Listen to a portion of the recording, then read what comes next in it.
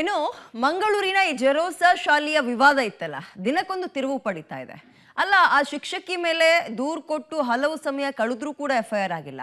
ಅದೇ ಅಲ್ಲಿನ ಶಾಸಕನ ಮೇಲೆ ದೂರು ಕೊಟ್ಟು ಕೆಲವೇ ಗಂಟೆಗಳಲ್ಲಿ ಎಫ್ಐಆರ್ ಮಾಡ್ತಾರೆ. ಯಾಕಿದು ಅಂತ ಕೆಲವರು ಪ್ರಶ್ನೆ ಕೂಡ ಮಾಡ್ತಾ ಇದ್ದಾರೆ. ಪ್ರಕರಣ ಎಲ್ಲಿ ತನಕ ಬಂದಿದೆ ಈಗ ನೋಡ್ತಾ ಹೋಗೋಣ. ಜೆರೋಸಾ ಶಾಲೆ ವಿವಾದಕ್ಕೆ ದಿನಕ್ಕೊಂದು ತಿರುವು. ಶಿಕ್ಷಕಿ ವಿರುದ್ಧ ದೂರು ಕೊಟ್ರು ಎಫ್ಐಆರ್ ಇಲ್ಲ. ಪೊಲೀಸರ ವಿರುದ್ಧವೇ ತಿರುಗಿ ಬಿದ್ದ ಪೋಷಕರು. ಮಂಗಳೂರಿನ ಜೆರೋಸಾ ಶಾಲೆಯ ವಿವಾದ ದಿನಕ್ಕೊಂದು ತಿರುವನ್ನ ಪಡ್ಕೊಳ್ತಿದೆ. ಶಿಕ್ಷಕಿ ಪ್ರಭಾ ವಿರುದ್ಧ ದೂರು ಕೊಟ್ರು ಪೊಲೀಸರು ಎಫ್ಐಆರ್ ಅನ್ನ ದಾಖಲಿಸಿಲ್ಲ.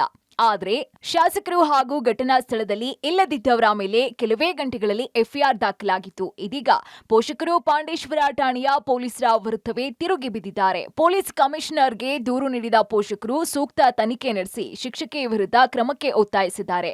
ಭಾನುವಾರ 11ನೇ ತಾರೀಕು ಕೆಲವು ಪೇರೆಂಟ್ಸ್ ಬಂದು ದೂರು ಕೊಟ್ಟಿದ್ರು, ಸಿಸ್ಟರ್ ಪ್ರಭಾ ಬಗ್ಗೆ ವಿಚಾರಣೆ ಮಾಡಬೇಕು ಹೇಳಿ. ಅದು ಎಫ್ಐಆರ್ ಆಗಿರಲಿಲ್ಲ. ಅದು ಯಾಕೆ ಆಗಿಲ್ಲ, ಅದನ್ನು ಕ್ರಮ ಕೈಗೊಳ್ಳಬೇಕು ಅಂತೇಳಿ ನಾವು ಬಂದಿದ್ದು. MLA ಅವರ ಮೇಲೆ, ಅದು ಕ್ಷೇತ್ರದ ಶಾಸಕರ ಮೇಲೆ, ಕಾರ್ಪೊರೇಟರ್ ಮೇಲೆ, ಮತ್ತು ಅಲ್ಲಿ ಸ್ಥಳದಲ್ಲೇ ಇಲ್ಲದ ಡಾಕ್ಟರ್ ಭರತ್ ಶೆಟ್ಟಿ ಮತ್ತು ಶರಣ್ ಪಂಪೆಲ್ ಅವರ ಮೇಲೆ ಎಲ್ಲ ಎಫ್ಐಆರ್ ಆಗಿತ್ತು.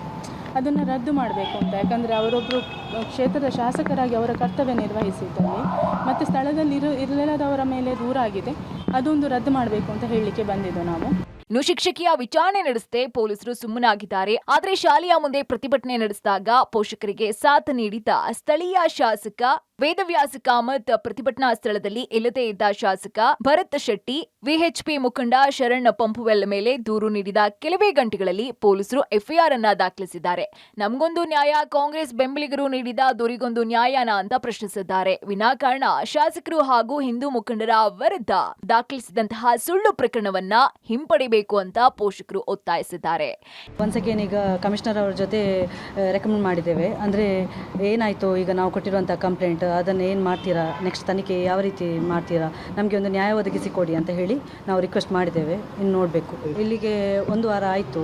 ಇಷ್ಟರವರೆಗೆ ನಮ್ಮನ್ನು ಪೇರೆಂಟ್ಸ್ಗಳನ್ನಾಗಲಿ ಅಥವಾ ಯಾರನ್ನು ಶಾಲೆಯ ಆಡಳಿತ ಮಂಡಳಿ ಇಷ್ಟವರೆಗೆ ಕರೀಲಿಲ್ಲ.